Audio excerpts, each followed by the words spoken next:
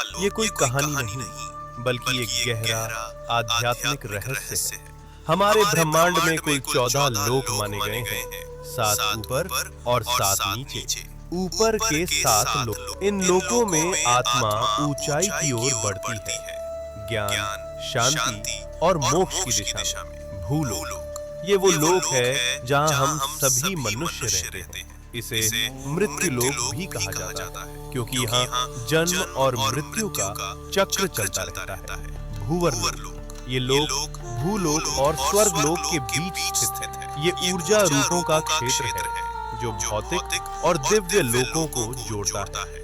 स्वर्ग लोक, देवताओं का लोक, जहाँ इंद्र और अन्य देवता निवास करते हैं। अच्छे कर्म करने वालों को मृत्यु के बाद इसी लोक में स्थान मिलता है, जहाँ सुख, संपत्ति और आनंद की अनुभूति होती है। महरलोक, ये दिव्य ऋषियों, तपस्वियों और महान आत्माओं का निवास स्थान है, जहाँ वशिष्ठ और विश्वामित्र जैसे महान ऋषि तपस्या करते हैं। जनलोक, इस लोक में वे आत्माएं निवास करती हैं जिन्होंने ज्ञान और ध्यान में परम सिद्धि प्राप्त की होती है। यहाँ के वासी ब्रह्मा जी की लीलाओं में लीन रहते हैं। तप लोक, अत्यंत शक्तिशाली तपस्वियों का स्थान, जो शरीर से परे केवल चेतना में स्थित होते हैं। ब्रह्मलोक, यह है अंतिम लक्ष्य है, जहाँ केवल सत्य है, मोक्ष है और ईश्वर का साक्षात्कार होता है। इन ऊर्ध्व लोकों में आत्मा का जाना मतलब है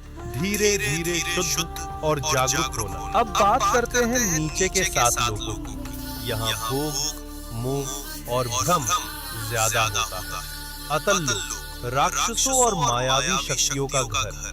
वितल लोक, जहाँ कामनाएं और भोग हावी रहते हैं। सुतल लोक, राजा बलि का लोक, वे दानवीर थे, लेकिन उनमें अहंकार भी था। रसातल लोक, जहाँ भ्रम, लालच और अज्ञान का घना अंधेरा है। तालातल लोक, छल, धोखा और झूठ से भरा हुआ लोक। महातल लोक, जहाँ अंधकार और अहंकार का बोलबाला।